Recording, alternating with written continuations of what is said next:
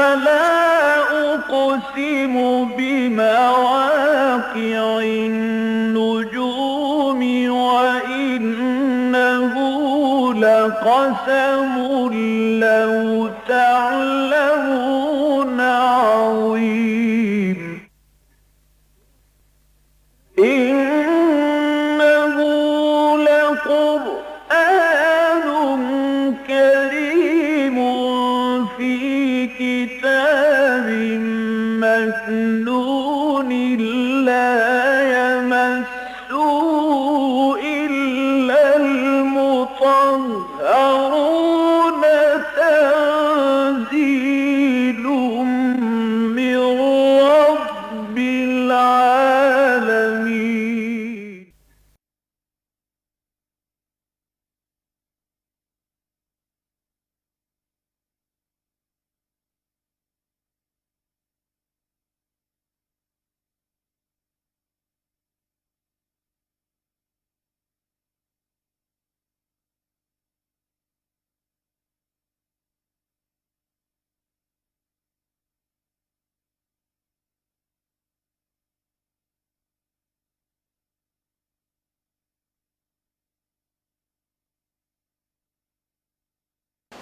آج ہم انشاءاللہ سورہ آل عمران کا 18واں رکوع پڑھیں گے.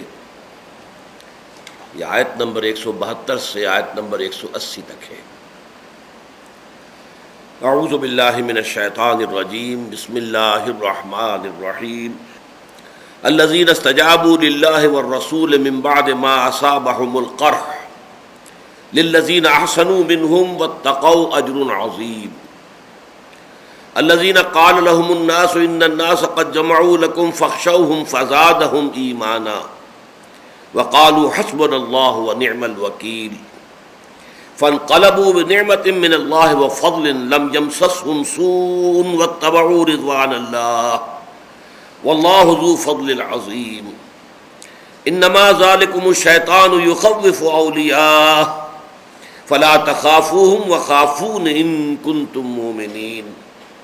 ولا يحزنك الذين يسارعون في الكفر إنهم لن يضروا الله شيئا يريد الله ألا يجعل لهم حظا في الآخرة ولهم عذاب عظيم. إن الذين اشتروا الكفر بالإيمان لن يضروا الله شيئا ولهم عذاب أليم. ولا يحسبن الذين كفروا أنما نملي لهم خير لأنفسهم انما نملی لهم لیزدادوا اثما ولهم عذاب مہین. ما كان الله ليذر المؤمنين على ما انتم عليه حتى يميز الخبيث من الطيب وما كان الله ليطلعكم على الغيب ولكن الله يجتبي من رسله من يشاء فآمنوا بالله ورسله وإن تؤمنوا وتتقوا فلكم أجر عظيم. ولا يحسبن الذين يبخلون بما آتاهم الله من فضله هو خيرا لهم بل هو شر لهم سيطوقون ما بخلوا به يوم القيامة ولله ميراث السماوات والأرض والله بما تعملون خبير. صدق اللہ العظیم. سورہ آل عمران میں غزوہ احد کے جو حالات و واقعات بیان ہوئے اور ان پر جو تبصرے ہوئے یہ پورے 60 آیات پر پھیلے ہوئے. آیت نمبر 121 سے لے کر اور آیت نمبر 180 تک یہ مسلسل یہی بیان ہے اور اس کا یہ آخری حصہ ہے جو آج ہم پڑھ رہے ہیں. اس میں پہلی 3-4 آیات میں غزوہ احد کا ایک تتمہ یا تکملہ یا ضمیمہ جو بھی اسے کہیں اس کا ذکر ہے. یہاں پر اس کا صراحت کے ساتھ یہ مذکور نہیں ہے کہ اس کا نام کیا تھا، لیکن سیرت کی کتابوں میں 2 غزوات کا ذکر ملتا ہے کہ جو گویا کہ غزوہ احد کے تتمے کی حیثیت یا تکملے یا ضمیمے کی حیثیت رکھتے ہیں. ان میں سے ایک جو ہے وہ غزوہ حمراء الاسد اور دوسرا غزوہ بدر صغریٰ یا بدر اخری. پہلے وہ آیات پڑھ لیجئے، پھر میں ان دونوں کے ضمن میں جو سیرت کی بعض چیزیں ہیں وہ بیان کر دوں گا. الذین استجابوا للہ والرسول من بعد ما اصابهم القرح، وہ لوگ کہ جنہوں نے لبیک کہی اللہ اور اس کے رسول کی پکار پر. استجابت کسی کی پکار کو قبول کر لینا، کسی کی دعا کو قبول کر لینا، کسی کی پکار پر لبیک کہنا. الذین استجابوا للہ والرسول، وہ صحابہ مراد ہیں، وہ صحابہ حضور کے وہ ساتھی جنہوں نے اللہ کی اور اس کے رسول کی پکار پر لبیک کہی. من بعد ما اصابہم القرح، اس کے بعد کہ انہیں ایک بہت بڑا چرکا لگ چکا تھا، زخم لگ چکا تھا. ان کے 70 صحابہ شہید ہو چکے تھے، بہت زخمی تھے، زخموں سے چور چور بھی تھے. اس حالت میں بھی جب اللہ نے اور اس کے رسول نے انہیں پکارا تو وہ فوراً وہی جو فیض کے اشعار ہیں کہ واپس نہیں پھیرا کوئی فرمان جنوں کا، تنہا نہیں لوٹی کبھی آواز جرس کی، خیریت جاں راحت تن صحت داماں، سب بھول گئی مصلحت اہل ہوس کی. وہ اسی شان کے ساتھ انہوں نے لبیک کہی اور نکل آئے. للذین احسنوا منہم واتقوا اجر عظیم، یقیناً وہ لوگ کہ جو انتہائی نیک وکار اور انتہائی خوب کار تھے، اسلام میں انہوں نے احسان کا درجہ حاصل کر لیا ہے اور تقویٰ کی روش اختیار کی، ان کے لیے بہت بڑا اجر ہے. الذین قال لهم الناس، جن سے کہ لوگوں نے یہ کہا تھا ان الناس قد جمعوا لکم فاخشوہم فزادہم ایمانا، کہ لوگ تمہارے خلاف جمع ہو گئے ہیں، بہت بڑی جمعیت تمہارے اوپر حملہ آور ہوا چاہتی ہے. ان الناس قد جمعوا لکم فاخشوہم، تو ڈرو ان سے، فزادہم ایمانا، لیکن اس سے ان کے ایمان میں اور اضافہ ہو گیا، ان کے شوق شہادت اور ذوق جہاد کے اندر اور اضافہ ہوا. وقالوا حسبنا اللہ ونعم الوکیل، اور انہوں نے کہا ہمارے لیے ہمارا رب اللہ کافی ہے اور وہ بہترین کار ساز ہے، وہ بہترین ہستی ہے کہ جس پر توکل کیا جائے، جس پر بھروسہ کیا جائے. فانقلبوا بنعمت من اللہ وفضل، تو وہ لوٹے اللہ کی نعمت لے کر اور اس کے فضل کے ساتھ. لم یمسسہم سوء، انہیں کوئی برائی نہیں پہنچی، کوئی تکلیف نہیں پہنچی، کوئی گزند نہیں پہنچا. واتبعوا رضوان اللہ، انہوں نے اللہ کی رضا کی پیروی کی، وہ راستہ اختیار کیا جو اللہ کی رضا کی طرف لے جانے والا ہے. واللہ ذو فضل عظیم، اور یقیناً اللہ تعالیٰ بہت بڑے فضل والا ہے. ان آیات میں جیسا کہ میں نے عرض کیا، جو اصحاب سیر ہیں، سیرت نگار، انہوں نے کہا ہے کہ دو میں سے ایک واقعے کی طرف اشارہ ہے. ایک تو ہے غزوہ حمراء الاسد، یہ تو یوں سمجھیے کہ بالکل غزوہ احد کا ایک تتمہ ہی ہے. ہوا یہ کہ جیسا کہ آپ کو معلوم ہے کہ اگرچہ مسلمانوں کو خاصی بڑی شکست ملی تھی، 70 صحابہ شہید ہو گئے تھے، حضور بھی مجروح تھے، اور سب نے پہاڑوں پر چڑھ کر جو ہے وہ جان بچائی تھی. اور کفار کا معاملہ یہ تھا کہ وہ بڑے فتح کے شادیانے بجاتے ہوئے وہاں سے رخصت ہوئے تھے. اس میں نبی اکرم صلی اللہ علیہ وسلم کو اسی شب، یعنی غزوہ احد، یوم احد کے بعد جو رات آئی، اس میں حضور کو یہ گمان گزرا کہ ہو سکتا ہے کہ قریش کو اپنی غلطی کا احساس ہو، کہ اس وقت جب کہ ہمارا پلڑا بھاری ہو چکا تھا، مسلمان زخمی تھے اور ان کا مورال بھی بہت گرا ہوا تھا، ہم اس قصے کو مکائے بغیر جو واپس آ گئے تو ہم نے غلطی کی. ہمیں چاہیے تھا کہ اس پورے قصے کو پاک کر کے آتے، ختم کر کے آتے. اور یہ میں آپ کو بتا چکا ہوں کہ خالد ابن ولید نے یہ مشورہ دیا بھی تھا، لیکن کمانڈر ان چیف کی حیثیت تھی ابو سفیان کو حاصل. خالد ابن ولید نے یہ کہا تھا کہ ہمیں پہاڑوں پر چڑھ کر ان کا خاتمہ کر دینا چاہیے، لیکن ابو سفیان نے یہ کہا کہ نہیں، اس میں اندیشہ بہت شدید ہے، نقصانات بہت ہوں گے، وہ اونچائی پر ہے، اوپر سے پتھراؤ ہی کریں گے، پتھر لڑکائیں گے، اسی سے ہماری جو ہے ہلاکت ہوگی، اوپر سے تیروں کی بارش کریں گے، اس سے ہلاکت ہوگی. لہذا اس نے اسی میں سمجھی کہ بس جو کچھ ہمیں حاصل ہو گیا ہے، ایک کامیابی ہمیں مل گئی اور ہمیں جو ہے اس وقت جو فتح حاصل ہو گئی ہے وہ کافی ہے، اس پر کفایت کریں اور واپس چلیں. تو حضور کو یہ اندیشہ ہوا کہ انہیں یہ خیال آئے گا کہ یہ ہم سے غلطی ہوئی ہے، لہذا ہمیں ان کا تعاقب کرنا چاہیے، مبادا وہ یہ سمجھ کر کہ مسلمان تو اس وقت جو ہے شکست خوردہ بھی ہے اور ان کے دل جو ہے پشمردہ بھی ہے، تو اس حوالے سے ہم آئیں اور فوراً حملہ کر دیں. اس کی بجائے انہیں یہ خبر جانی چاہیے کہ مسلمان تو تمہارے تعاقب میں آ رہے ہیں، ان کے حوصلے تو اتنے بلند ہیں، ان کا مورال اتنا اونچا ہے کہ وہ تو اس حالت میں بھی تمہارا تعاقب کر رہے ہیں، تمہارے پیچھے ہیں. اس کے لیے پھر حضور نے صبح ہی صبح اگلے دن اعلان کر دیا کہ چلیں اب ہمیں کوچ کرنا ہے، ہمیں قریش کا پیچھا کرنا ہے، تعاقب کرنا ہے. اور اس میں شرط آپ نے یہ لگا دی کہ صرف وہ لوگ اب ہمارے ساتھ جائیں گے جو غزوہ احد میں شریک تھے. اس موقع پر عبداللہ ابن ابی نے کوشش بھی کی کہ مجھے اجازت مل جائے کہ میں بھی آپ کے ساتھ چلوں. حضور نے انکار کر دیا، نہیں، کیونکہ وہ 300 آدمیوں کو لے کر علیحدہ ہو گیا تھا احد کے دن. لیکن اب جب اس نے چاہا کہ میں ساتھ چلوں تو حضور نے اسے اجازت نہیں دی. ایک اور صحابی کو اجازت دے دی. انہوں نے عذر پیش کیا تھا کہ میرے والد نے مجھے حکماً روک لیا تھا غزوہ احد کے دن، میری چھوٹی چھوٹی بچیاں ہیں، ان کی دیکھ بھال کرنے والا کوئی نہیں تھا، لہذا میرے والد نے مجھے حکماً روک لیا تھا. تو حضور نے ان کو اجازت دے دی، لیکن عبداللہ ابن ابی کو اجازت نہیں دی گئی. تو حضور وہاں سے نکلے ہیں اور مدینے سے 8 میل باہر آ کر حمراء الاسد ایک جگہ ہے، وہاں آپ نے خیمے لگا دیے، وہاں آپ نے اپنا جو ہے کیمپ قائم کر دیا. اسی دوران میں ایک خزاعی، یہ خزاع کا قبیلہ جو ہے بنو خزاعہ، یہ قریش کا حلیف رہا ہے، بنی ہاشم کا خاص طور پر. تو ان میں سے معبد ابن ابی معبد خزاعی کا گزر وہاں سے ہوا. اس نے حضور سے ملاقات بھی کی اور ایمان بھی لے آیا. اور اس کے بعد حضور نے اس کے ذمے ایک خدمت لگائی کہ تم جاؤ مکے کی طرف اور قریش کو یہ خبر دے دو، ابھی جا رہے ہیں، راستے ہی میں ہوں گے، یہ جو ابو سفیان اپنا لشکر لے کر واپس جا رہا ہے، راستے میں ہوں گے، تم جا کر انہیں خبر دے دو کہ محمد صلی اللہ علیہ وسلم اور ان کے ساتھی وہ تمہارے تعاقب میں آ رہے ہیں اور جمعیت بہت بڑی ہے. اور اب وہ لوگ بھی آ رہے ہیں کہ جو نہیں غزوہ احد میں نہیں حاضر ہوئے تھے وہ بھی آ رہے ہیں، وہ بھی شریک ہو رہے ہیں، لہذا بہت بڑی جمعیت لے کر محمد آ رہے ہیں. تو اس طریقے سے آپ نے چاہا کہ ان کے اوپر ایک رعب قائم ہو جائے.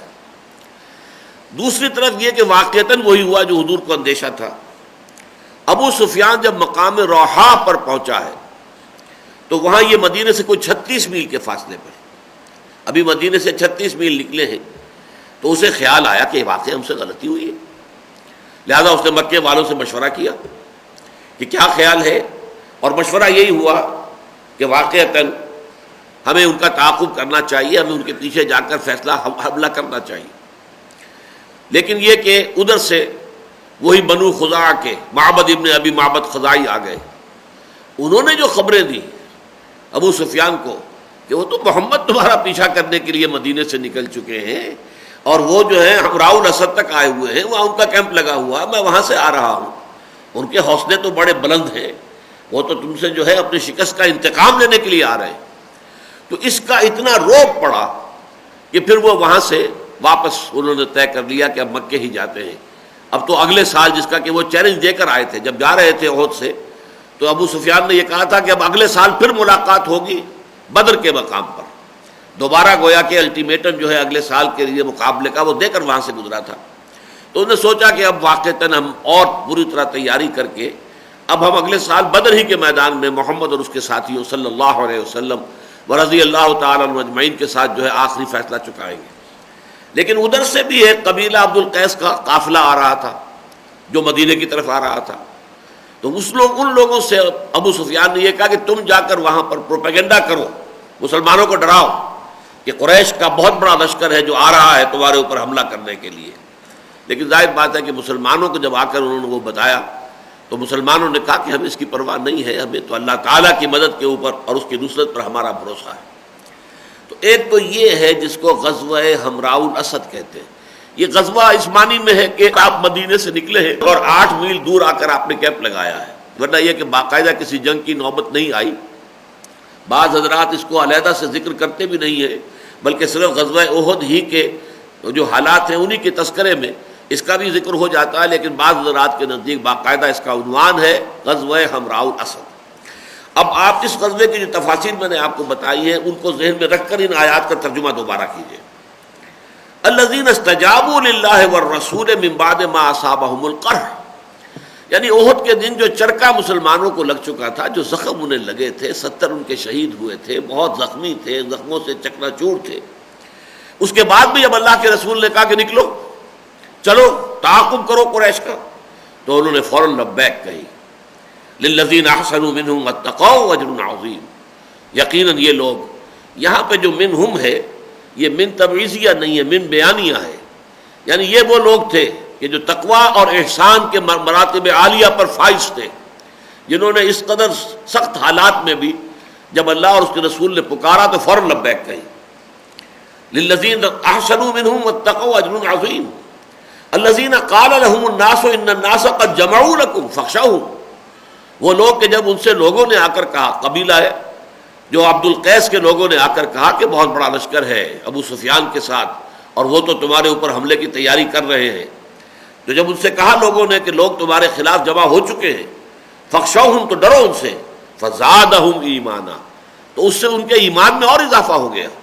وقالوا اور انہوں نے کہا حسبنا اللہ ونعم الوکیل، ہمارے لیے تو اللہ کافی ہے، اللہ کی مدد، اللہ کی نصرت، اللہ کی تائید، یہ اگر ہمارے شامل حال ہے تو ہمیں کوئی خوف نہیں. وہ گویا کہ وہی بات کہ ان ینصرکم اللہ فلا غالب لکم، اسی سورہ مبارکہ میں ہم پڑھ چکے ہیں. اگر اللہ تمہاری مدد کرے گا تو تم پر کوئی غالب نہیں آ سکتا. وَإِن يَخْذُلْكُمْ، اگر وہ تمہارا ساتھ چھوڑ دے، فَمَنْ ذَا الَّذِي يَنصُرُكُم مِّن بَعْدِهِ، تو پھر کون ہے جو اس کے بعد تمہاری مدد کر سکے. وَقَالُوا حَسْبُنَا اللَّهُ وَنِعْمَ الْوَكِيلُ، اور انہوں نے کہا کہ ہمارے لیے ہمارا رب کافی ہے، اس کی مدد اور نصرت پر ہمارا بھروسہ ہے اور وہ بہترین کارساز ہے.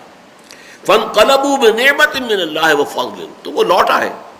وہاں پر حمراء الاسد میں حضور نے انتظار کیا، لیکن یہ ہے کہ چونکہ قریش کا لشکر واپس نہیں آیا، نہیں پلٹا، وہ چلا گیا. معبد ابن ابی معبد خزائی نے جو کچھ رپورٹس دی حضور کے لشکر کے بارے میں، تو اس کی وجہ سے ان کو ہمت نہیں ہوئی واپس آنے کی. لہذا فرمایا کہ وہ لوگ تو لوٹے اس حال میں اللہ تعالیٰ کے انعامات کے ساتھ اور فضل کے ساتھ. لم یمسسہم سوء، انہیں کوئی گزند نہیں پہنچا، کوئی تکلیف نہیں پہنچی. بسا اوقات اللہ تعالیٰ صرف امتحان لیتا ہے اور واقعتاً کوئی جو ہے تکلیف انسان کو نہیں پہنچنے دیتا، لیکن امتحان شدید ہو جاتا ہے، جس کی بہت بڑی مثال غزوہ احد کے 2 سال بعد غزوہ احزاب میں پیش آئی. 12,000 کا لشکر آ گیا تھا اور گھیر کر مدینے کو پڑا ہوا تھا، لیکن آپ کو معلوم ہے کہ محاصرے ہی پر بات رہی اور آخر کار ایک ایسی آندھی اللہ نے بھیجی جس نے ان کے خیمے اکھاڑ دیے. ان کے چولہوں پر رکھی ہوئی دیگیں جو تھیں جہاں کھانا پک رہا تھا وہ الٹ گئیں اور ان چولہوں کی آگ کی وجہ سے خیموں میں آگ لگ گئی. افراتفری کی کیفیت ہوئی اور وہ اپنا محاصرہ اٹھا کر واپس چلے گئے. حالانکہ یہ جو دن گزرے تھے محاصرے کے، اس میں مسلمانوں کے لیے شدید ترین آزمائش کا مرحلہ آ گیا تھا. یہاں تک کہ منافقین کا جو خبث باطن تھا وہ ان کی زبان پر آ گیا تھا کہ ما وعدنا اللہ ورسولہ الا غرورا، ہمیں تو اللہ اور اس کے رسول نے جھوٹے وعدے کر کے ہمارے ساتھ اور ہمیں سبز باغ دکھا کے ہمیں مروا دیا. تو یہ ہوتا ہے، اللہ تعالیٰ جو ہے امتحان لینے کے لیے ایسی سچویشن کریٹ کر دیتا ہے جو نہایت خوفناک ہوتی ہے. لیکن اہل ایمان اگر ثابت قدم رہے تو وہ ایسے چھٹ جاتے ہیں بادل کہ معلوم ہوتا کچھ تھا ہی نہیں. یہ تو ساری جو ہے ایک خوفناک صورت ہمارے لیے بنا دی گئی تھی، صرف ایک ہماری تخویف کے لیے یا ہماری ابتلا اور آزمائش کے لیے. فانقلبوا بنعمت من اللہ وفضل لم یمسسہم سوء، انہیں کوئی تکلیف نہیں پہنچی، کوئی غضب نہیں پہنچا. واتبعوا رضوان اللہ، انہوں نے پیروی کر لی اللہ تعالیٰ کی رضا کی، انہیں اللہ کی رضا حاصل ہو گئی. جب اللہ کے رسول نے پکارا چلو نکلو ہمیں تعاقب کرنا ہے قریش کا، تو جس کیفیت کے ساتھ صحابہ تیار ہو گئے اپنے زخموں کے باوجود، تو انہوں نے اللہ کی رضا جو ہے وہ حاصل کر لی، وہ کامیاب ہو گئے. واللہ ذو فضل عظیم، اور اللہ تعالیٰ جو ہے بڑے فضل عظیم والا ہے، اس کا فضل بہت ہے، اس کے خزانے جو ہیں وہ ناپیدا کنار ہیں، اتھاہ ہیں. وہ تو اتنے ہیں کہ ان کے اندر کبھی کوئی کمی نہیں آتی، وہ جتنا چاہتا ہے دیتا ہے اور جس قدر چاہے کسی کو نواز دے اس کے خزانوں میں کوئی کمی نہیں آتی. یہ تو ہے غزوہ حمراء الاسد. میرے نزدیک تو اصل میں اسی پر یہ آیات نازل ہوئی ہیں. ان آیات کے بارے میں یہ گمان کرنا کہ غزوہ بدر صغریٰ یا آخرہ کے بارے میں یہ آیات ہے، میرے نزدیک درست نہیں ہے. لیکن چونکہ مفسرین نے تذکرہ کیا ہے اس لیے میں اس کا تذکرہ بھی کر دیتا ہوں. ویسے بھی سیرت کا ایک چھوٹا سا چیپٹر ہے. یہ غزوہ بدر صغریٰ جو ہے وہ 1 سال بعد ہوا ہے. جیسا کہ میں نے آپ کو بتایا کہ احد سے واپس جاتے ہوئے ابو سفیان جو سپہ سالار تھا یا تھے، اس لیے کہ بعد میں تو ایمان لے آئے ہیں، صحابی ہیں، وہ اعلان کر گئے تھے کہ اب ہمارا مقابلہ آئندہ اگلے سال، یعنی کہ یہ دو مقابلے ہمارے ہو چکے بدر اور احد، اب تیسرا مقابلہ اگلے سال ہوگا اور وہ بدر کے مقام ہی پر ہوگا. تو حضور نے بھی کہا تھا صحابہ سے کہہ دو کہ ٹھیک ہے ہمیں تمہارا یہ چیلنج منظور ہے. لہذا اگلے سال پھر حضور صلی اللہ علیہ وسلم نکلے. آپ شعبان سن 4 ہجری میں مدینے سے نکلے. آپ کے ساتھ اب 1500 تو تھے جن کو پیادے کہا جائے گا، پیدل، اور 10 گھوڑ سوار تھے، 10 گھوڑوں کا ایک رسالہ، اور آپ آ کر میدان بدر میں آپ نے خیمے لگا دیے، اپنا کیمپ قائم کر دیا، کیونکہ چیلنج ان کا بدر کے مقام کا تھا کہ بدر پر آئیں گے، بدر میں پھر مقابلہ ہوگا آئندہ۔ ادھر ابو سفیان نکلا مکے سے، اس کے ساتھ 2000 تو پیادے تھے اور 50 جو ہیں گھوڑ سوار تھے، رسالہ 50 گھوڑوں پر مشتمل تھا۔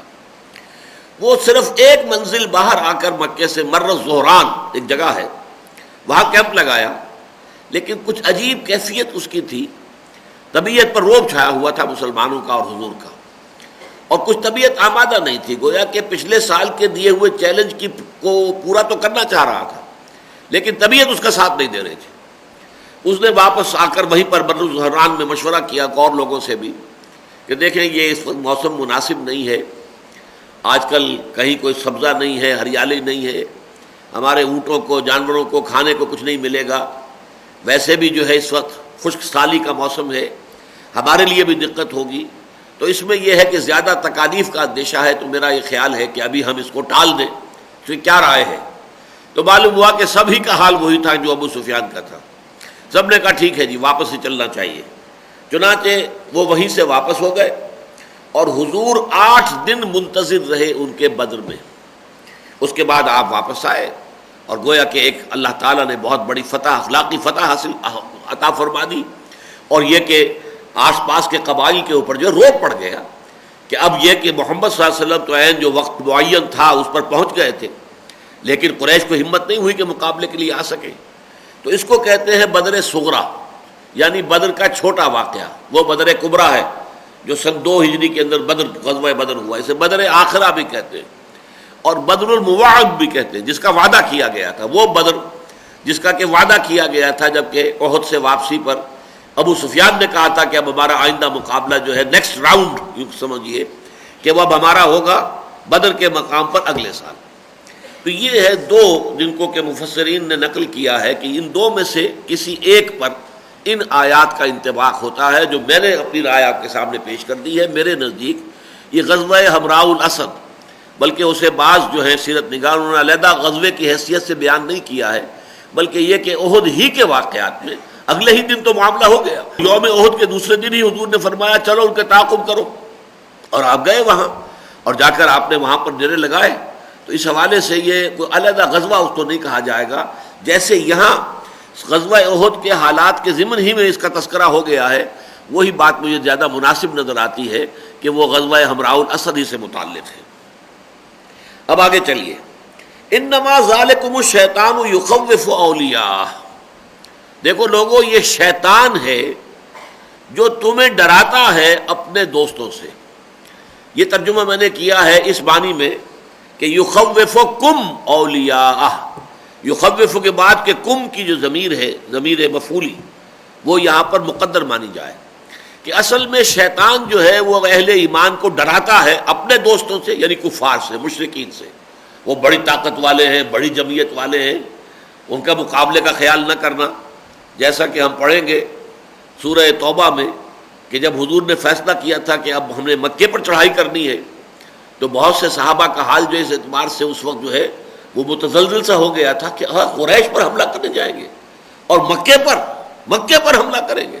تو یہ صورت جو ہے اصل میں اتنی روب کی کیفیت تھی قریش کی کہ بعض حضرات جو ہیں اس میں متعمل تھے۔ بالکل وہی بات یہ ہے کہ انما ذالکم الشیطان یخوف اولیاء، یہ شیطان ہے جو یخوفکم اولیاءہ، وہ ڈراتا ہے تمہیں اے مسلمانوں اپنے ساتھیوں سے، اپنے دوستوں سے۔ وہ چاہتا ہے کہ جو میرے ساتھی ہیں کفار اور مشرک، ان کا رعب تمہارے دلوں میں پڑ جائے۔ لیکن اس کا ایک ترجمہ اور بھی ہو سکتا ہے، اگر کم کو یہاں پر نہ مانا جائے، مقدر محذوف نہ مانا جائے، تو یہ شیطان اپنے ہی ساتھیوں کو ڈراتا ہے، یعنی اصل میں انہی پر اس کا اثر جو ہے ہوتا ہے جن کے دلوں کے اندر کچھ نہ کچھ بیماری موجود ہوتی ہے۔ اگر وہ بیماری موجود نہ ہو تو شیطان کے ڈراوے کا کوئی اثر ان پر نہیں ہوگا۔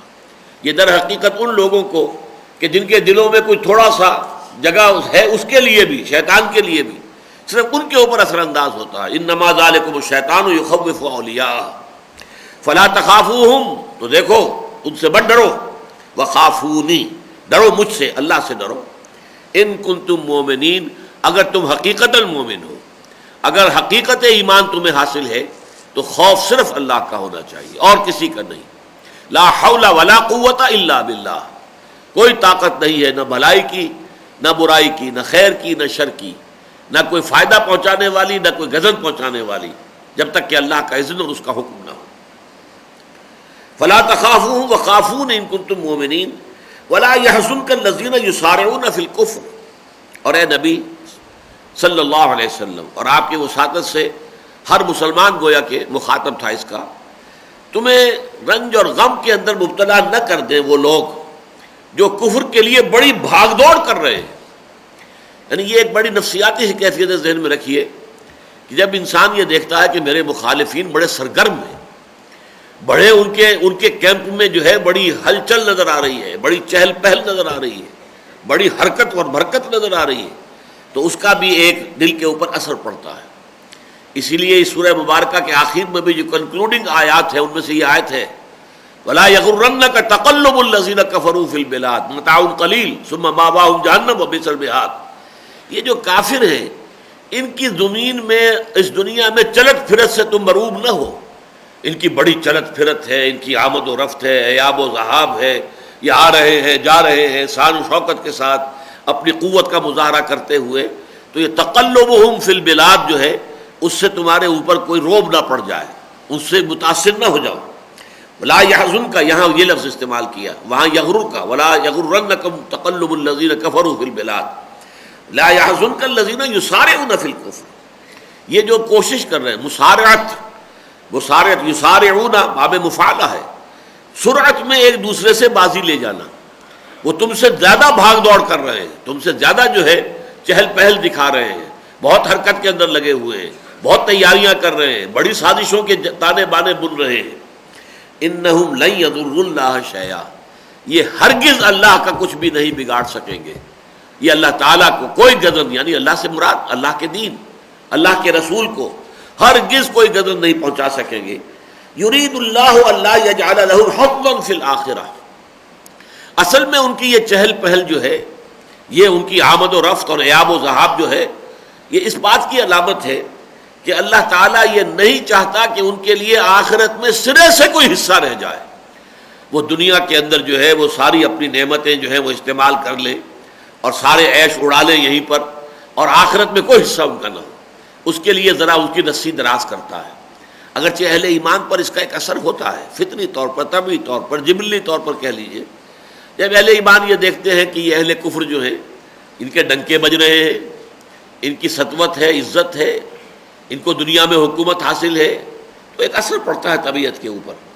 اس منفی طبیعت، اس اثر کو ختم کرنے کے لیے کہا گیا کہ وَلَا يَحْزُنْكَ الَّذِينَ يُسَارِعُونَ فِي الْكُفْرِ إِنَّهُمْ لَن يَضُرُّوا اللَّهَ شَيْئًا يُرِيدُ اللَّهُ أَلَّا يَجْعَلَ لَهُمْ حَظًّا فِي الْآخِرَةِ. آخرت میں کوئی حساب ان کا نہ رہے، کوئی حصہ نہ رہے، کوئی نعمت اخروی جو ہے وہ ان کے نصیب میں نہ آئے. وَلَهُمْ عَذَابٌ عَظِيمٌ، اور ان کے لیے بہت بڑا عذاب ہے. إِنَّ الَّذِينَ اشْتَرَوُا الْكُفْرَ بِالْإِيمَانِ لَن يَضُرُّوا اللَّهَ شَيْئًا. اب یہ دوسری طرف وہ لوگ جنہوں نے ایمان ہاتھ سے دے کر کفر اختیار کر لیا.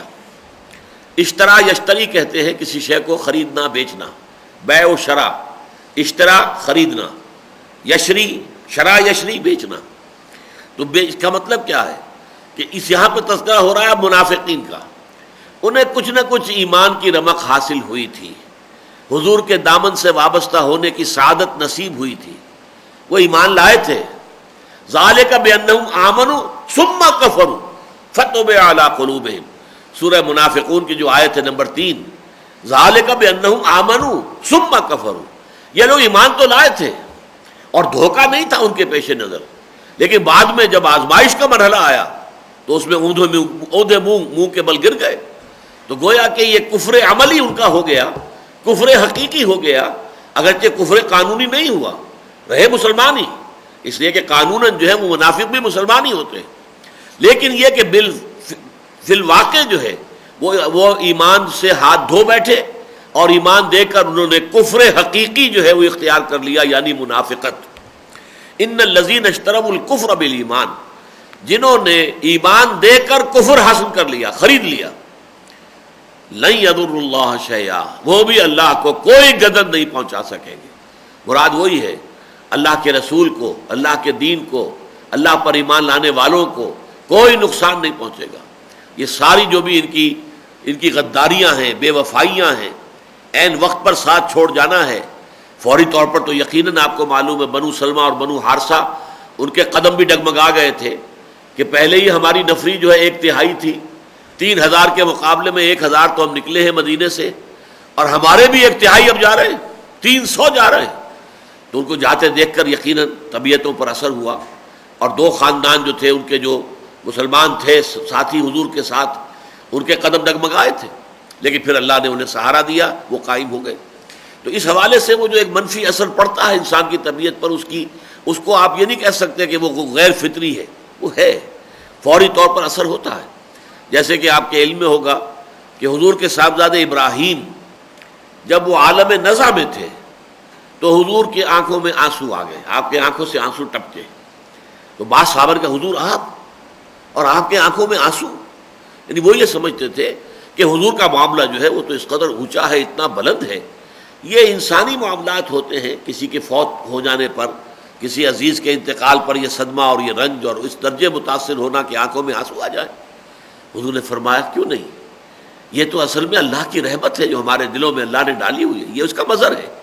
باقی ہم کہتے یہی ہیں کہ اللہ جو تجھے تیرا فیصلہ ہم اس پر راضی ہے، ہم اللہ کے فیصلے پر کوئی احتجاج نہیں کرتے، اللہ کے فیصلے کی مذمت نہیں کرتے، مبادہ قطعاً نہیں۔ لیکن یہ کہ یہ اس کا جو ایک احساس فوری ہے انسانی طبیعت کے اوپر، یہ اس کی بالکل ایک فطری بات ہے۔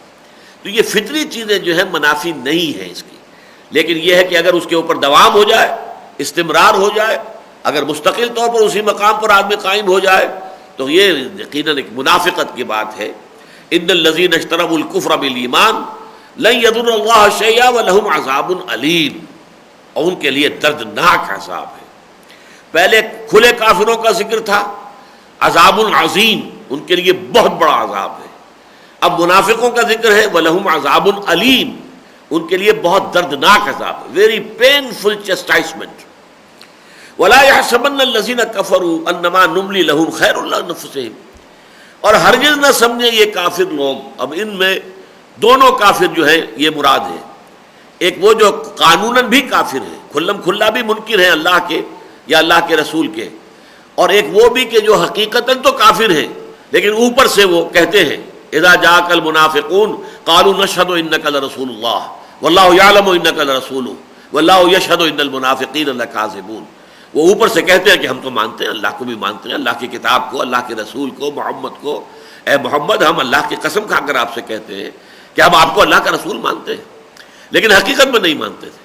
تو یہ دونوں قسم کے کافر ہیں، ایک کافر جو کھلا بھی کافر ہے، باطن بھی کافر ہے، دوسرا کافر جو بظاہر جو ہے مسلم ہے، حقیقتاً کافر ہے۔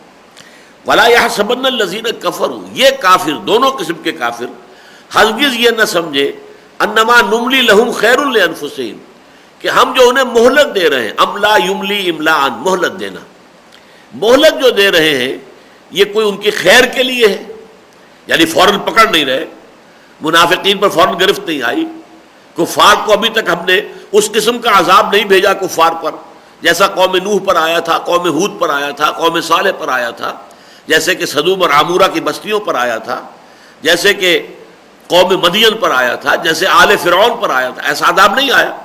اب ابھی ٹال رہے ہیں، انہیں مہلت دے رہے ہیں، اب ہلہم رویدا، اے نبی ہم انہیں بھی ذرا مہلت دے رہے ہیں، آپ بھی مہلت دیجئے تھوڑی سی۔ تو یہ جو املا ہے، املا یملی املاءن، اور امحال ہے، امحال کے معنی مہلت دینا، تو یہ نہ سمجھے کہ ہم ان کے لیے کسی خیر کا ارادہ کر رہے ہیں، نہیں، انما نملی لہم لیزدادوا اثما، ہم انہیں جو مہلت دے رہے ہیں، ہم انہیں جو ان کی رسی دراز کر رہے ہیں وہ اس لیے تاکہ یہ اور گناہ کما لیں، اور گناہ کما لیں، اور گناہ کما لیں، تاکہ ان کا عذاب شدید سے شدید تر اور شدید تر سے شدید ترین ہوتا چلا جائے۔ اس مہلت کو یہ اپنے حق میں خیر نہ سمجھیں، یہ مہلت ان کے حق میں شر ہے۔ لا يحسبن الذين كفروا انما نملی لہم خیر لانفسہم، کہ یہ جو ہم کو مہلت دے رہے ہیں، ان کی رسی دراز کر رہے ہیں، انہیں ابھی ہم ڈیل دے رہے ہیں، یہ ان کی جانوں کے لیے معال کار کے اعتبار سے عاقبت کار کے اعتبار سے یہ ان کے لیے مفید ہے، خیر نہیں. انما نملی لہم لیزدادوا اثما، یہ تو ہم اس لیے ان کو ڈھیل دے رہے ہیں، رسی دراز کر رہے ہیں کہ وہ اور گناہ کما لیں. وَلَهُمْ عَذَابٌ مُّهِینٌ، اور ان کے لیے ہے اہانت آمیز عذاب. اب یہ تیسرا لفظ آیا ہے، عذاب عظیم آیت نمبر 176، عذاب علیم آیت 177 اور عذاب مہین آیت 178. مہین اہانت سے ہے، اہانت آمیز، رسوا کن عذاب، جس میں کہ انتہائی ان کی جو ہے وہ رسوائی ہے. خزی فی الحیات الدنیا والآخرہ، دنیا اور آخرت دونوں کے اندر جو ہے ان کی رسوائی. ما کان اللہ لیذر المؤمنین علی ما انتم علیہ حتی یمیز الخبیث من الطیب. یہ اس سورہ مبارکہ میں جو یہ بحث ہوئی ہے 60 آیات میں، اس کا سب سے اہم اور مرکزی مضمون یہ ہے، اللہ تعالیٰ کی طرف سے آزمائشیں کیوں آتی ہیں، اہل ایمان پر سختیاں کیوں آئی ہیں. مکے میں صحابہ کرام کو اللہ نے کیوں اجازت دے رکھی تھی کفار کو کہ ان کو جس طرح چاہیں آزما لیں، جس طرح چاہیں انہیں تکلیف دے دیں. اللہ تعالیٰ ابو جہل کے ہاتھ شل کر سکتا تھا تاکہ وہ حضرت سمیہ اور حضرت یاسر رضی اللہ تعالیٰ عنہما کو کوئی پرسیکیوٹ نہ کر سکے، ٹارچر نہ کر سکے. جب اس نے نیزہ اٹھایا تھا اور حضرت سمیہ کی شرمگاہ کے اندر جو ہے وہ نیزہ جو ہے وہ مار رہا تھا، تو وہیں پر اس کا ہاتھ شل ہو سکتا تھا. اللہ کو اختیار تھا. کیوں اللہ رسی دراز کرتا ہے؟ کیوں اللہ مہلت دیتا ہے انہیں؟ کیوں اللہ نے اتنی مہلت دے رکھی تھی امیہ ابن خلف کو کہ حضرت بلال کو جو ہے وہ جیسے جانوروں کی لاشوں کے اندر ان کی گردن میں رسی ڈال کر گھسیٹا جاتا ہے، انہیں ایسے انہیں گھسیٹا جا رہا تھا مکے کی گلیوں میں. کیوں؟ اس کے اندر حکمت ہے، یہ حکمت ابلاغ، تاکہ ان کے محاسن اور ظاہر ہو جائیں، ان کی استقامت واضح ہو جائے، ان کے اندر صبر و ثبات کا جو پہاڑ ہے کوہ ہمالا وہ نگاہوں کے سامنے آ جائے. پھر یہ کہ اس میں یہ بھی فائدہ ہے، دیکھنے والوں کے دلوں پر اس کا اثر ہوتا ہے. یہ لوگ صبر و استقامت کے پہاڑ کوہ ہمالا، اور ان کا جرم کچھ بھی نہیں ہے. پرسیکیوشن کس بات کی ہو رہی ہے؟ انہوں نے کیا کیا ہے؟ کوئی چوری کی ہے، کوئی ڈاکہ ڈالا ہے، کسی کی عزت پر ہاتھ ڈالا؟ کچھ نہیں. صرف یہ کہتے ہیں کہ ہم ایک اللہ کے ماننے والے ہیں اور محمد کو ہم تسلیم کرتے ہیں کہ وہ اللہ کے رسول ہے، بس. اس کے اوپر یہ تعظیم، یہ پرسیکیوشن، یہ ٹارچر. تو یہ اس حوالے سے. اور پھر سب سے بڑی بات یہ ہے کہ اللہ تعالیٰ کھوٹے کو کھرے سے علیحدہ کرنا چاہتا ہے. کچے پکے لوگ بھی آ جاتے ہیں ایمان کے دعوے دار بن کر، لیکن اللہ چاہتا چھانٹی کر دے. تمحیص کا لفظ 2 دفعہ آ چکا ہے ہمارے ہاں. لیمحص اللہ، اللہ تعالیٰ جو ہے وہ اہل ایمان کو علیحدہ کر دینا چاہتا ہے اہل کفر سے. تمحیص، میں نے اس لفظ کی بحث میں جو وضاحت کی تھی کہ بحث و تمحیص کا لفظ ہم بولتے ہیں اردو میں، بحث و تمحیص ہو رہی ہے. یہ بحث و تمحیص کیا ہے عربی زبان میں؟ بحث کہتے ہیں کریدنے کو. جیسے کوا جو ہے وہ اپنی چونچ سے وہ مٹی کو کریدتا ہے، کرید کر دیکھتا ہے شاید کوئی دانہ جو ہے اندر موجود ہو، مٹی کے اندر دبا ہوا ہو. اچھا، جو کرید کر جو بھی مواد آیا اب اس کی سفٹنگ ہے، اس کو علیحدہ علیحدہ کرنا ہے، اس میں کوئی چیز اچھی ہے یا نہیں ہے. تو یہ تمحیص ہے، سفٹنگ.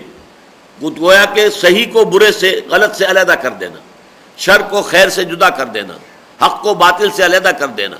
اور پھر یہ بھی آیا تھا لیمحص اللہ ما فی قلوبکم، جو حق والے ہیں ان کے دلوں کو بالکل صاف اور پاک کر دینا. اگر ان کے دلوں میں کوئی علائش ہے، حب دنیا، حب مال کسی درجے میں بھی، اور وہ پورے یکسو ہو کر طالب آخرت ابھی نہیں بنے ہیں، اگر وہ حقیقی اعتبار سے طالب مولا نہیں بنے، اللہ ہی کے، لا مطلوب الا اللہ، لا محبوب الا اللہ، لا مقصود الا اللہ، اگر اس مقام پر فائز نہیں ہوئے ہیں، تو ان آزمائشوں کے ذریعے سے ان کے دلوں کے اندر سے یہ کھوٹ نکال دیے جائیں. اس کو اب یہاں پر آخری مرتبہ اس کو اسی مضمون کو جو کئی مرتبہ آیا ہے اس سورہ مبارکہ میں کہ اس میں حکمت ہے اللہ کی، اس میں عظیم جو ہے فوائد مضمر ہیں. یہاں فرمایا ما کان اللہ لیذر المؤمنین علی ما انتم علیہ حتی یمیز الخبیث من الطیب. اللہ کی یہ بات نہیں ہے، شایان شان نہیں ہے، اللہ کو یہ بات قبول نہیں ہے، منظور نہیں ہے کہ وہ چھوڑے رکھے اہل ایمان کو اسی کیفیت میں جس میں کہ تم ہو. تمہارے اندر خیر اور شر ابھی ذرا ملا جلا ہے، صادق الایمان اور منافق رلے ملے ہیں. مسجد نبوی میں سب جمع ہو جاتے ہیں حضور کے پیچھے نماز پڑھنے میں منافق بھی کھڑے ہوتے ہیں، بلکہ جو منافقوں کا سردار ہے سب سے بڑا عبداللہ ابن ابی، وہ تو اپنی چودراہٹ کے اظہار کے لیے کھڑے ہو کر پہلے لوگوں سے کہتا ہے لوگوں غور سے ان کی بات سنو، یہ اللہ کے رسول ہے۔ حالانکہ منافق تھا، بدبخت، وہ اللہ کا رسول نہیں مانتا تھا اپنے دل میں، وہ تو صرف یہ ہے کہ غزوہ بدر کے بعد وہ ایمان لایا تھا، غزوہ بدر سے پہلے ایمان بھی نہیں لایا، اور اس کے دل میں تو آگ بڑی بھڑک رہی تھی، اس لیے کہ اس کو بادشاہ بنانے کا فیصلہ ہوا تھا مدینے کا، اس کے لیے جو ہے تاج سونے کا تیار کیا جا چکا تھا، ابھی تاج پوشی رہتی تھی، رسم نہیں ہوئی تھی کہ حضور صلی اللہ علیہ وسلم تشریف لے آئے، بے تاج بادشاہ کی حیثیت سے مدینے میں داخل ہو گئے، اب اس کے سارے خواب چکناچور ہو گئے۔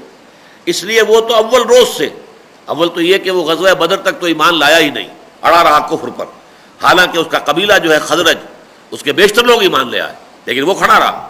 البتہ بدر کے بعد جب اس نے دیکھا یہ معاملہ تو بڑی زبردست طاقت ہے محمد کی اور ان کے ساتھیوں کی، قریش کو ایسی زبردست شکست دے کر آ گئے، ان کے 70 سرکار جو سرکردہ لوگ تھے، لیڈر، وہ ختم ہو گئے ان کے ہاتھوں، 70 کو یہ قیدی بنا کر لے آئے، کل 313 کی نفری تھی ان کی، اور ان کے پاس ہتھیار بھی نہیں تھے، تو اس وقت جو روب پڑا ہے اس پر تو وہ ایمان لے آیا۔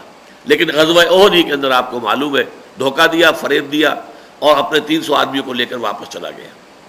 تو یہاں یہ کہ حضور اللہ تعالیٰ فرما رہے ہیں کہ یہ جو تم گڈمڈ ہو ابھی آپس میں رلے ملے ہوئے ہو، خبیث بھی اور طیب بھی، پاک بھی ہے یعنی اہل ایمان جن کے دل پاک ہیں نفاق اور ضعف ایمان کے امراض سے، اور خبیث جن کے دلوں کے اندر یہ روگ ہے، اندر منافقت کی سیاہی ہے، اندر جو ہے ان کے یہ بیماری موجود ہے، اس کو بیماری ہی سے تعبیر کیا گیا ہے، فی قلوبہم مرض فزادہم اللہ مرضا، ان کے دلوں میں ایک روگ ہے، بیماری ہے، تو اللہ تعالیٰ نے ان کی بیماری میں اضافہ کر دیا ہے۔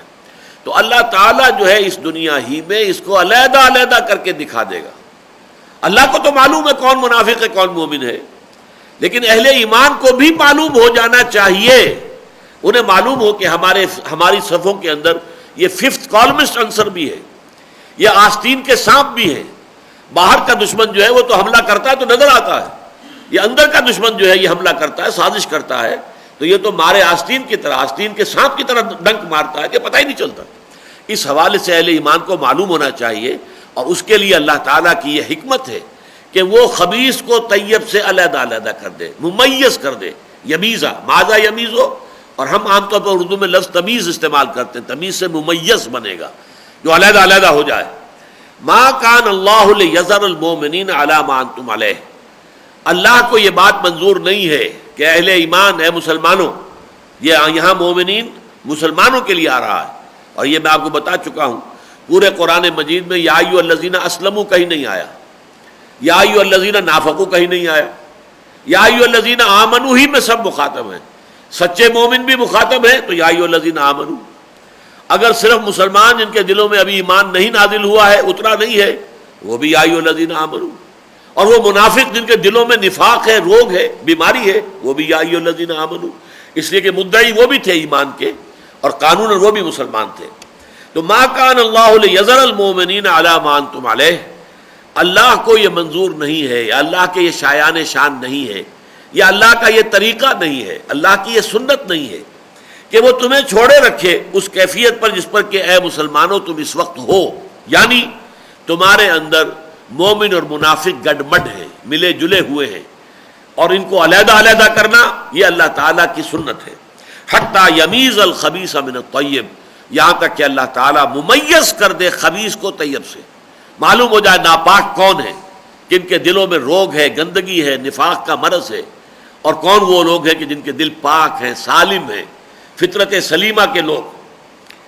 وما کان اللہ لیطلعکم علی الغیب، اور یہ بھی اللہ کی سنت نہیں ہے کہ وہ تمہیں غیب پر مطلع کرے، یعنی اگر تو اہل ایمان کے اندر یہ صلاحیت ہوتی کہ وہ لوگوں کے دلوں کے اندر جھانک لیتے کہ یہ منافق ہے اور یہ نہیں ہے، تب ضرورت نہ پڑتی اس آزمائش کی، لیکن اللہ کی سنت یہ نہیں ہے، یہ غیب کا معاملہ ہے، کسی کے دل میں کیا ہے کیا نہیں ہے اللہ تعالیٰ تمہیں اس پر مطلع نہیں کرتا، یہ غیب کی خبر تمہیں نہیں دیتا۔ اگر تو ہوتا، یہ صرف معاملہ رسولوں کا ہے، رسولوں کے بارے میں اللہ تعالیٰ جو ہے جس کو چاہتا ہے وہ ولیکن اللہ یجتبی من رسلہ من یشاء، اپنے رسولوں میں سے جس کو چاہتا ہے غیب کا علم دیتا ہے، جتنا چاہتا ہے دیتا ہے۔ وہ تو رسول کی جو ہے نگاہ جو ہے وہ تو یقیناً لوگوں کے سینوں کو چیر کر بھی دیکھ لیتی تھی کس کے دل میں ایمان ہے کس کے دل میں نہیں ہے، لیکن عام صاحب ایمان کے لیے یہ نہیں ہے، اس کے پاس وہ صلاحیت نہیں ہے، اسے اللہ تعالیٰ نے غیب کا علم نہیں دیا ہے، یہ قاعدہ نہیں ہے اس کائنات کا، اور یہ جو تخلیق آدم کا معاملہ ہے اس میں یہ نہیں ہے کہ لوگوں کو، عام لوگوں کو غیب کی اطلاعات بام پہنچائی جائیں۔ البتہ یہ ہے کہ اللہ تعالیٰ اپنے رسولوں میں سے جن کو بھی چن لیتا ہے، پسند کر لیتا ہے، تو ان کو وہ غیب کی خبر بھی دیتا ہے، ان کو تو معلوم ہو جاتا ہے۔ چنانچہ آپ کو معلوم ہے غزوہ تبوک سے جب واپس آ رہے تھے حضور اور اہل ایمان، تو ایک تنگ گھاٹی میں سے گزرنے کا موقع آ گیا، جس میں سے بس بیک وقت جو ہے وہ ایک آدمی یا ایک اونٹ ہی چل سکتا ہے، آگے دو چار آدمی جو ہیں ساتھ آگے ساتھ نہیں چل سکتے تھے۔ وہاں پر کچھ منافق مدینے کے پہلے سے ڈیرا لگا کر بیٹھے ہوئے تھے کہ جب محمد یہاں سے گزریں گے ہم یہاں قتل کر دیں گے، فوراً ان کو ایمبوش کریں گے، حملہ کریں گے، ہجوم کریں گے ان پر، انہیں ختم کر دیں گے۔ وہ منافق جب آئے ہیں انہوں نے حملہ کیا ہے، تو جو اونٹ کی نکیل پکڑے ہوئے آگے جا رہے تھے صحابی، انہوں نے اپنی لاٹھی کے ذریعے سے ان کو مار مار کے ان کو پیچھے ہٹایا ہے، لیکن انہوں نے منہ پہ ڈھانٹے باندھے ہوئے تھے اور وہ پھر بھاگ گئے۔ تو حضور نے بتا دیا کہ میں تمہیں بتا دیتا ہوں ان کے نام، یہ فلاں فلاں فلاں فلاں فلاں تھے یہ، لیکن ساتھ ہی حضرت حذیفہ تھے یہ جو حضور کے آگے آگے چل رہے تھے آپ کی اونٹنی کی رسی پکڑ کر۔ تو حضرت حذیفہ کہتے ہیں مجھے بتا دیا حضور نے کہ یہ فلاں فلاں فلاں فلاں لوگ ہیں، لیکن دیکھنا کسی کو بتانا نہیں ہے، یہ تو میرا راز ہے تمہارے پاس۔ اسی لیے حضرت حذیفہ کا نام پڑ گیا صاحب و سر النبی، وہ صحابی جن کے پاس کے حضور کا ایک راز ہے۔ لیکن یہ کہ اللہ نے حضور کو تو مطلع فرما دیا کہ کون منافق یہ ہیں، رات کے اندھیرے میں چاہے انہوں نے چہرے چھپائے ہوئے تھے، لیکن اللہ نے بتا دیا حضور کو، اور حضور نے حضرت حذیفہ کو بتا دیا۔ لیکن عام کسی صاحب ایمان کے لیے یہ شکل نہیں ہے کہ وہ اس طریقے سے غیب پر مطلع ہو جائے۔ وما کا اللہ لیطلعکم علی الغیب، اور اللہ کی یہ شان نہیں ہے، یہ طریقہ نہیں ہے، یہ سنت نہیں ہے کہ وہ تمہیں مطلع کرے غیب پر۔ ولیکن اللہ یجتبی من رسلہ من یشاء، ہاں لیکن اللہ تعالیٰ پسند فرما لیتا ہے اپنے رسولوں میں سے جس کو چاہتا ہے۔ یہ مسئلہ ذرا سمجھ لیجئے کہ علم غیب کا مسئلہ ہمارے ہاں جو عقائد کی بحثیں ہیں ان میں بہت ایک تلخ مسئلہ بنا ہوا ہے۔ اہل حدیث حضرات جس شدت کے ساتھ نفی کرتے ہیں علم غیب کی، اور دوسری انتہا پر بریلوی حضرات وہ عالم ما کانا وما یکون الفاظ یہ لیتے ہیں اور اس میں اندر مبالغہ یہ کرتے ہیں گویا کہ کل علم حضور کے پاس تھا صلی اللہ علیہ وسلم، کل غیب کا علم۔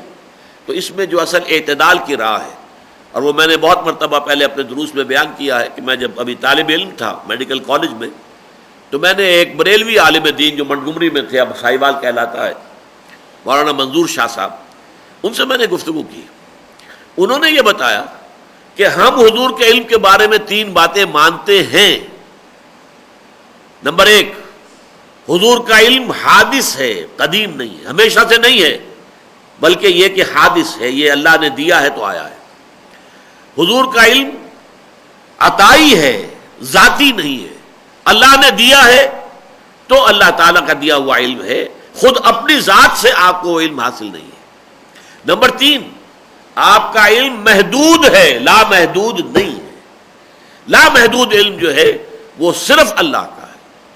البتہ جب ایک بریلوی مسلک کا شخص کہتا ہے عالم ما کانا وما یکون، تو اس کے ذہن میں یہ ہوتا ہے کہ مستقبل کی خبریں بھی تو حضور کو دی گئی ہیں اور حضور نے ہمیں دی ہے، یہ ما یکون میں آ گیا، یعنی آپ نے خبریں دی ہیں قیامت کی علامات کیا ہوں گی، آپ نے جو آخری زمانے کی جنگوں کا تذکرہ کیا ہے، حدیث کے پورے باب ہیں، کتاب الملاحم اور کتاب و اشراط الساعہ، کتاب و علامات القیامہ، یہ سب کیا ہیں؟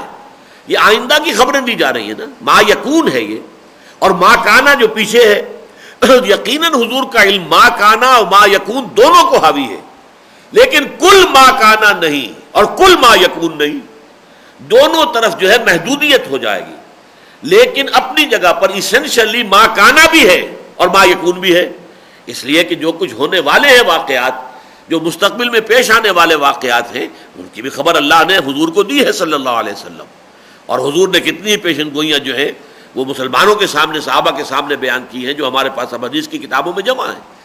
تو اس اعتبار سے ایک شخص جب الفاظ بول رہا ہوتا ہے تو اس کے ذہن میں اس کا تصور کچھ اور ہوتا ہے. ما کانا وما یکون. اب سننے والے نے کہا گویا کہ یہ کہہ رہا ہے کہ کل ما کان اور کل ما یکون، یہ یقیناً شرک ہو جائے گا. لہذا جب وہ مولانا منظور شاہ صاحب نے جب میرے سامنے یہ 3 باتیں بیان کر دی، حضور کا علم حادث ہے، قدیم نہیں ہے، نمبر 1. عطائی ہے، اللہ کا عطا کردہ ہے، ذاتی نہیں ہے، نمبر 2. محدود ہے، لا محدود نہیں. میں نے کہا پھر میرا تو کوئی جھگڑا آپ سے نہیں ہے. اب اگر ہم اس پر جائیں کہ صاحب کوئی علم تھا ہی نہیں، تو اس کا تو مطلب یہ کہ نبوت کی نفی ہو گئی. نبوت علم غیب ہی کا تو نام ہے، عالم غیب کی سیریں کراتا ہے اللہ تعالیٰ. کذالک نوری ابراہیم ملکوت السماوات والارض. حضرت ابراہیم کو آسمان و زمین کے ملکوت دکھائے اللہ نے. حضور کو شب معراج میں کیا کیا دکھایا، کیا کیا مشاہدات کرائے. اب اس کی نفی ہم کیسے کریں گے؟ تو یقیناً غیب کا علم حضور کو عطا کیا گیا، لیکن کل غیب نہیں. کل غیب کہیں گے تو یہ شرک ہو جائے گا. لیکن غیب مجرد تو علم ہے، جتنا بھی اللہ نے چاہا غیب ہے، جتنا اللہ نے دیا غیب میں سے وہ یقیناً اللہ کے رسول کا علم ہے. تو وہی بات یہاں فرمائی ہے، ما کان اللہ لیطلعکم علی الغیب ولکن اللہ یجتبی من رسلہ من یشاء فآمنوا باللہ ورسلہ. پس اے مسلمانوں، تمہارا کام یہ کہ ایمان لاؤ اللہ پر اور اس کے رسول پر. غیب پر تمہیں مطلع نہیں کیا جائے گا. تمہاری شان یہ کہ یؤمنون بالغیب، غیب میں رہتے ہوئے ایمان لاؤ، تبھی تو ایمان ہے.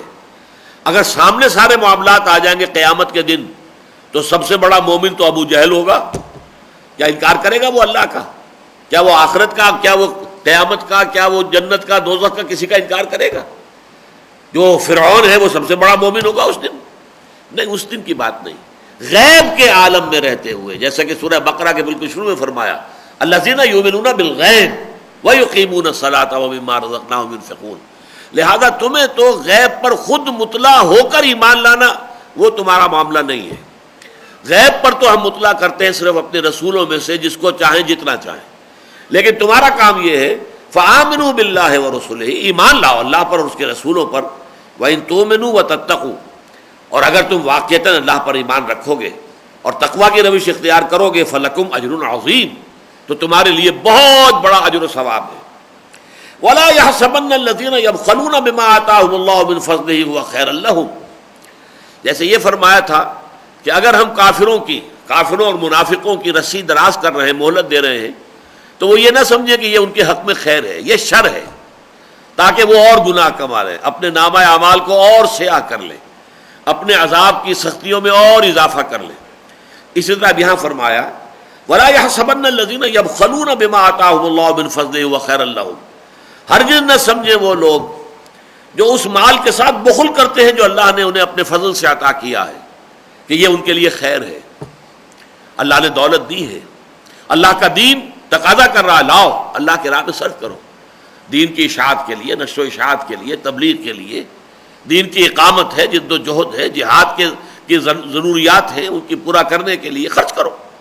لیکن جو لوگ اس کے باوجود اپنی تجوریوں کے دروازے بند رکھتے ہیں، اپنی جیبیں جو ہیں ان تک ان کے ہاتھ نہیں جاتے، تو یہ نہ سمجھے کہ یہ اس کا خیر، پیسہ اگر ان کے پاس بچ گیا ہے، اگر ان کی تجوریوں کے اندر دولت ہے، سونا ہے، چاندی ہے، رکھی ہے تو یہ خیر ہے. نہیں، بل هو شر لهم، یہ ان کے لیے بہت بڑا شر ہے، بہت بڑی خرابی، بہت بڑی ان کے لیے مصیبت ہوگی قیامت کے دن. کیوں؟ سیطوقون ما بخلوا به یوم القیامہ، ان کو طوق پہنایا جائے گا اس دولت کا قیامت کے دن. جس چیز کے ساتھ انہوں نے بخل کیا تھا وہ ان کے گردنوں میں طوق کی شکل کے اندر جو ہے وہ آویزہ ہوں گی، چیزیں طوق پڑے ہوئے ہوں گے قیامت کے دن. وَلِلَّهِ مِيرَاثُ السَّمَاوَاتِ وَالْأَرْضِ، اور بالآخر تو آسمان اور زمین کی کل وراثت اللہ ہی کے لیے ہے. یعنی آج آپ کو معلوم ہے، آج کچھ مال آپ کے پاس ہے، چلیے کل آپ نہیں ہوں گے، آپ کے وارث کے پاس، آپ کے بیٹے کے پاس چلا جائے گا. ہوتے ہوتے یہ پوری دنیا ختم ہو جائے گی تو کہاں جائے گا وہ مال؟ آخر کار الوارث، وارث جو ہے آخری وہ تو اللہ ہی ہے، سب کچھ اسی کے لیے رہ جانا ہے. وَلِلَّهِ مِيرَاثُ السَّمَاوَاتِ وَالْأَرْضِ، یہ تو مالی میرا مال، میری فلاں شے، میری جائیداد، میرا کام، یہ انسان کی دنیا کے اندر تھوڑے سے دیر کے لیے یہ جو چلت پھرت ہے، چہل پہل ہے، چمک دمک ہے، اور اس میں جو انسان کی جو ہے نظر خیرہ ہوتی ہے یہ کچھ بھی نہیں، اس کی حقیقت کچھ بھی نہیں۔ وَلِلَّهِ مِيرَاثُ السَّمَاوَاتِ وَالْأَرْضِ، آسمانوں اور زمین کی میراث اور وراثت بالآخر اللہ ہی کے لیے۔ وَاللَّهُ بِمَا تَعْمَلُونَ خَبِيرٌ، اور جو کچھ تم کر رہے ہو اللہ اس سے خوب باخبر ہے۔ بارک اللہ لی ولکم فی القرآن العظیم ونفعنی وإیاکم بالآیات والذکر الحکیم۔